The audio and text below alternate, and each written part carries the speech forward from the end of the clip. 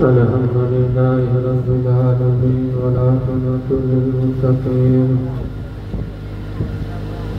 والصلاة والسلام على سيد الأنبياء والمرسلين وآله وأصحابه أجمعين.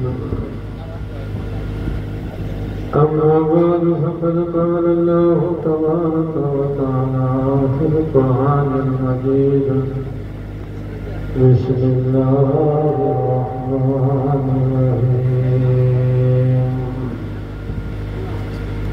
واعتصموا بحبل الله جميعا ولا تفرقوا.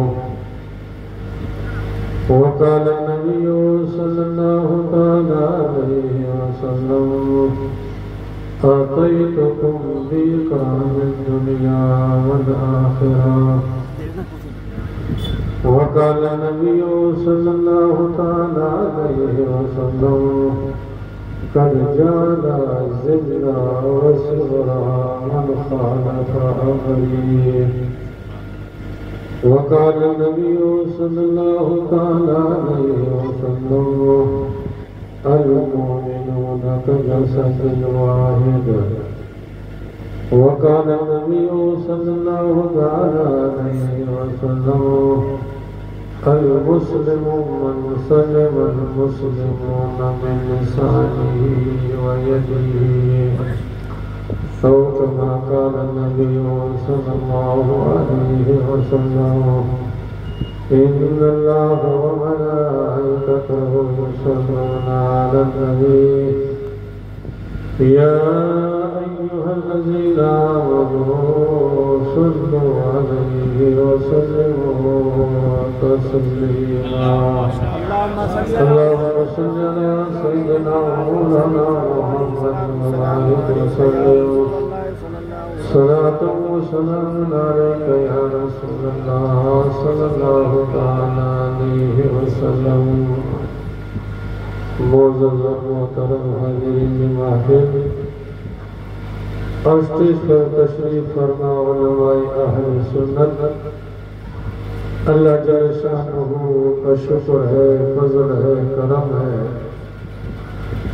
کہ وہ ذات پاک نے آپ کو اور ہم کو ذکر خدا، ذکر مصطفیٰ کے محفل میں آنے کی توفیق عطا فرمائے. آمین آمین. یہ آپ کی اور ہمارے مشترکہ خوش نصیبی ہے. کیا معلوم کہ ہی مختصر میلاد مصطفیٰ صلی اللہ علیہ وسلم کی محفل پاک بارگاہ الہی میں قبول ہو جائے اور آپ کا بھی اور ہمارا بھی بیڑا، دنیا کا بھی بیڑا پار، آخرت کا بھی بیڑا پار. معلوم نہیں، اللہ بہت رحیم و کریم ذات ہے. وہ کہتے ہیں کہ رحمت الہی بانے میں ہے.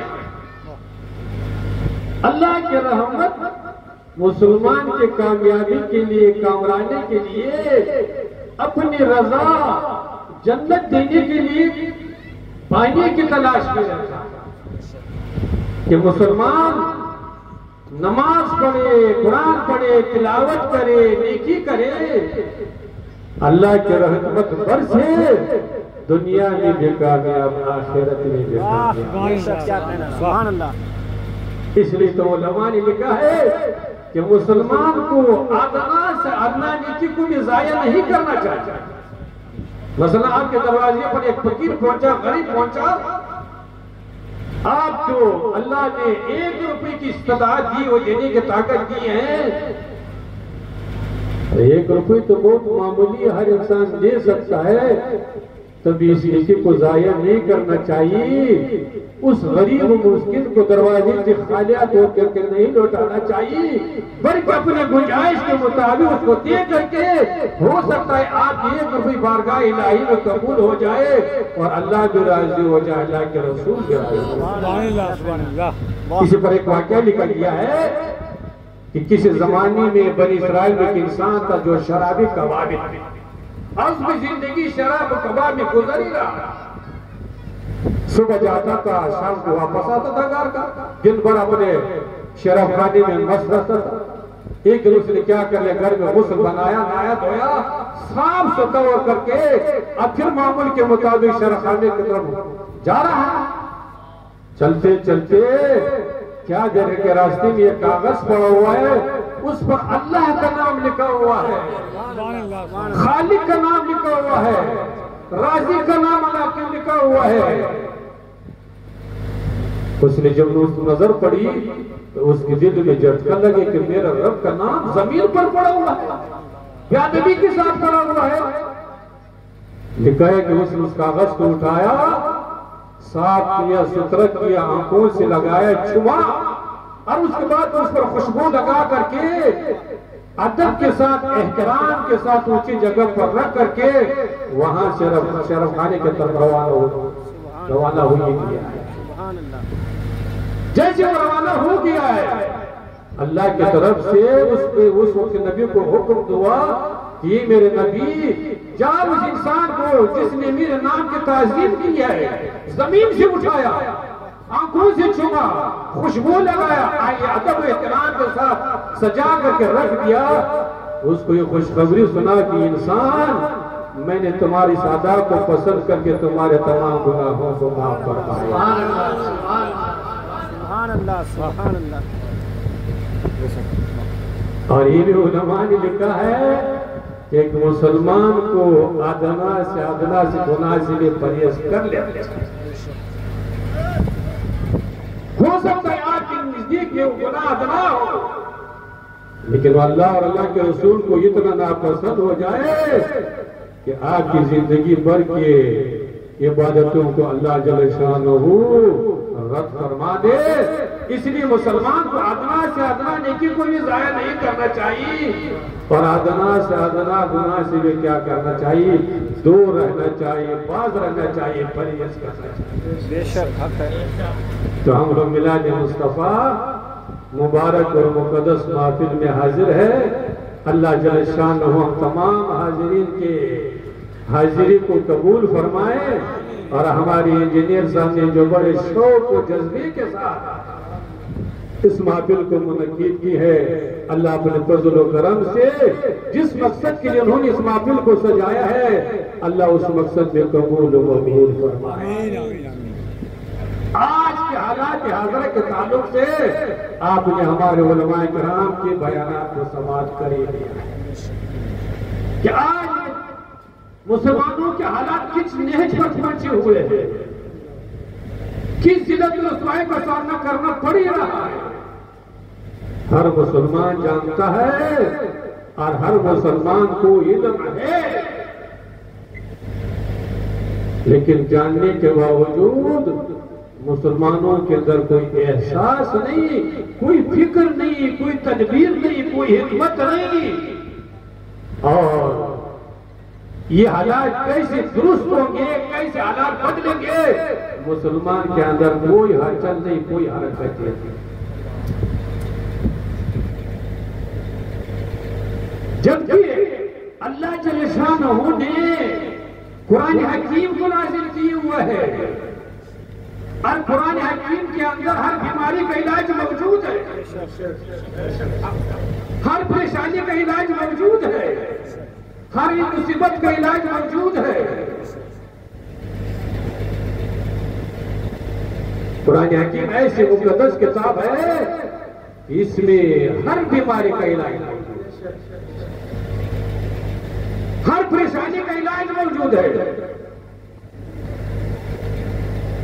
جب ہر چیز کا علاج موجود ہے، ہر پریشانی کا علاج قرآن مجید میں موجود ہے، تو پھر مسلمان اس علاج کی کوشش کرنے کے لیے کر کیوں نہیں رہا؟ قرآن حکیم نے جو حالات ابھی چل رہا ہے اس کا علاج بتایا، نسخہ بتایا ہے۔ ایک آیات میں مسلمانوں کو خاموش انقلاب لانے کا نسخہ بتایا گیا، کوئی ہلچل نہیں، کوئی لاٹھی نہیں، کوئی روٹ بجانے کی ضرورت نہیں، کوئی ہنگامہ کرنے کی ضرورت نہیں۔ قرآن حکیم اگر مسلمان اس نسخے پر، اس آیات پر عمل کرے گا تو نہ چلانے کی ضرورت پڑے گی، نہ کام کرنے کی ضرورت پڑے گی، نہ لاٹھی اٹھانے کی ضرورت پڑے گی، خود بخود کیا ہو جائے گا؟ مسلمان جس پر عمل کرے گا خود بخود حالات بدل جائیں گے، انقلاب آ جائے گا۔ مسلمان جو سر جھک کر کے چلتا ہے سر تان کر کے چلنے لگ پڑے گا۔ اور وہ کون سے آیت ہے؟ مختصر آیت ہے۔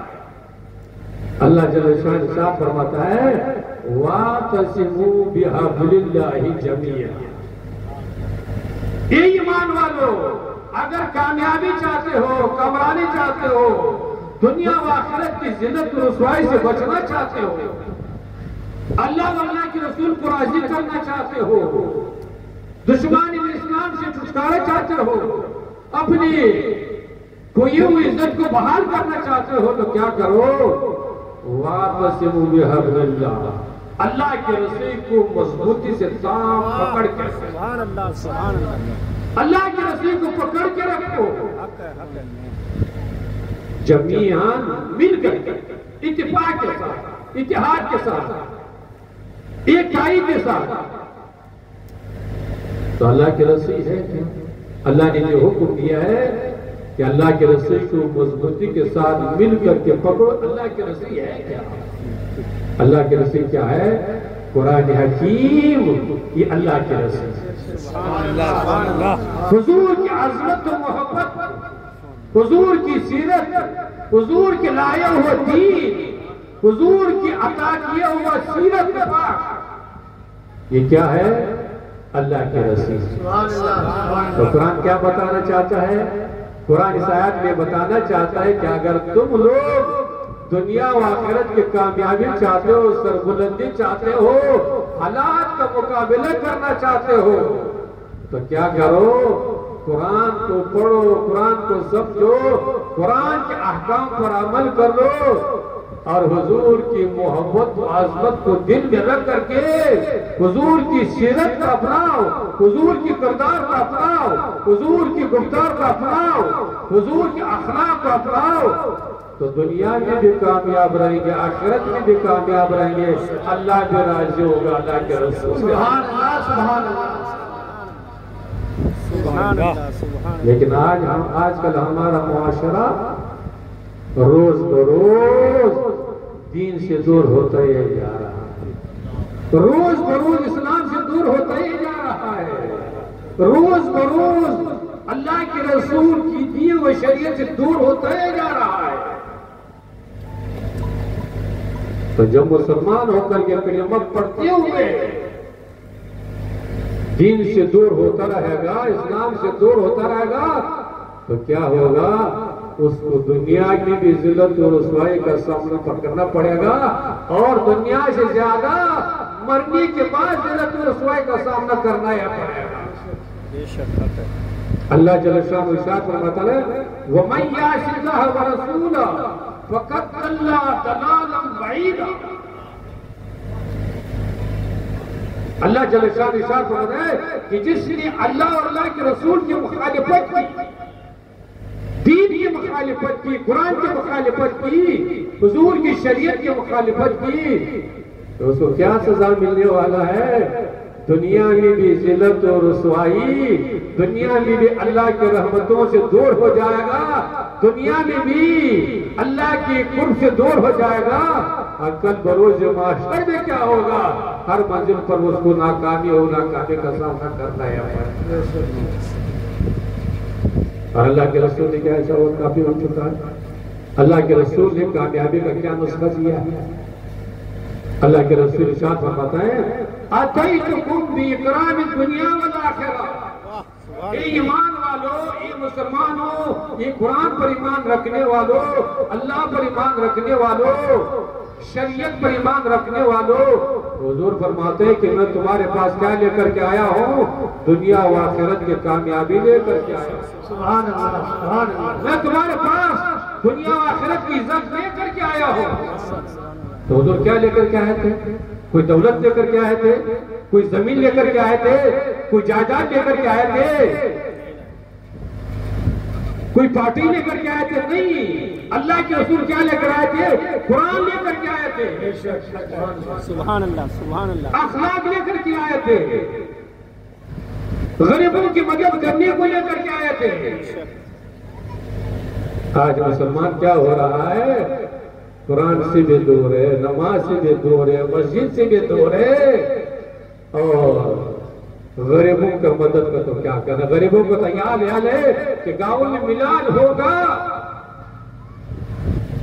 یہ ممبر بھی آئے گا، وہ سبزی بھی آئے گا، وہ بھی آئے گا، وہ بھی آئے گا، گھر کے بغل میں غریب ہوگا، اس کو کھلانے کے لیے تیار نہیں، اس کو دعوت دینے کے لیے تیار ہے۔ جبکہ اللہ کے رسول دنیا سے، جیسے مفتی صاحب نے بیان فرمایا، اللہ کے رسول دنیا سے جا رہا ہے، آخری خطبہ دے رہا ہے، آخری فرمان، آخری اپنی امت کو پیغام دے رہا ہے۔ کیا پیغام دے رہا ہے؟ الصلاۃ الصلاۃ وما ملکت ایمانکم، میری امت نماز قائم رکھو، نماز پڑھتے رہو، مسجد کو آباد رکھو، جماعت کو آباد رکھو، کیا کرو؟ وما ملکت ایمانکم، اور اپنے غریبوں اور مسلموں مسکنوں اور مظلوموں کو مدد کرتے رہو۔ سبحان اللہ سبحان اللہ سبحان اللہ سبحان اللہ۔ اللہ کے رسول کیا ارشاد فرماتے ہیں؟ قد جعل ذل و صغر من خالف امری۔ سبحان اللہ، موجودہ حالات کو بیان کر رہا ہے اللہ۔ آج سے 1400 سال اللہ کے رسول موجودہ حالات کو بیان کر رہا ہے۔ کیا فرما رہا ہے؟ قد جعل ذل و صغر من خالف امری۔ حضور فرماتے ہیں کہ جس نے میرے امر کی مخالفت کی، قرآن کی مخالفت کی، حضور کے فرمان کی مخالفت کی، تو کیا ہوگا؟ وہ دنیا میں بھی ذلیل و رسوا ہوگا، آخرت میں بھی ذلیل و رسوا ہو کر کے رہے گا۔ آج بھی اگر مسلمان اپنے شان اور شوکت کو بحال کرنا چاہتے ہیں اور اپنی ذلت و رسوائی کو ختم کرنا چاہتے ہیں، چاہے مقامی طور پر ہو چاہے انٹرنیشنل طور پر ہو،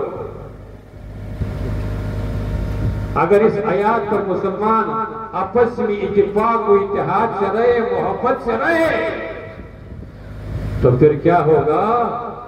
مسلمان کو کوئی طاقت شکست دی نہیں سکتا ہے۔ مسلمان کے سامنے کوئی ملک کوئی طاقت سامنے کر ہی نہیں سکتا ہے۔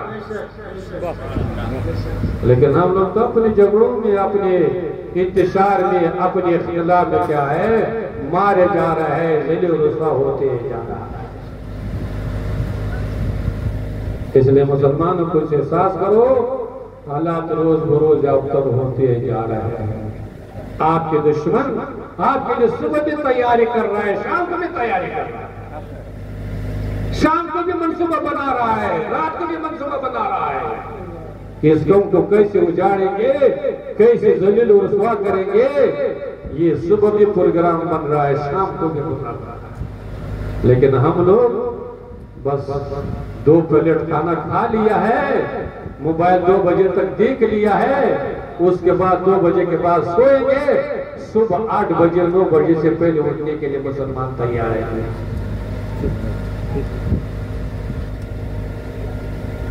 اور وہی کمزور کا دشمن کیا کر رہا ہے؟ صبح 4 بجے اٹھ کر کے آپ کے لیے تیاری کر رہا ہے۔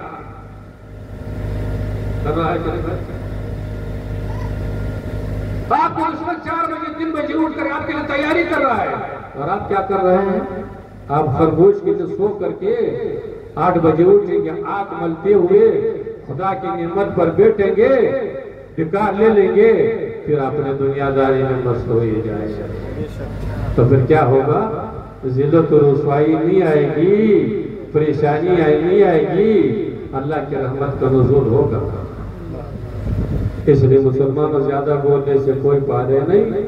وہ شاعر نے کہا ہے کہ طوفان نوح لانے سے کیا فائدہ، 2 بندے کافی اگر اثر کر جائے گا۔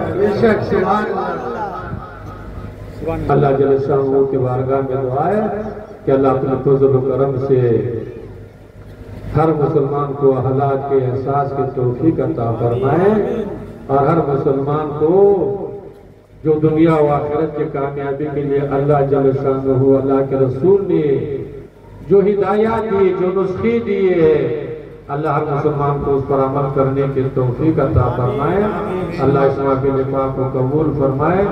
وآخر دعوانا ان الحمدللہ رب العالمین۔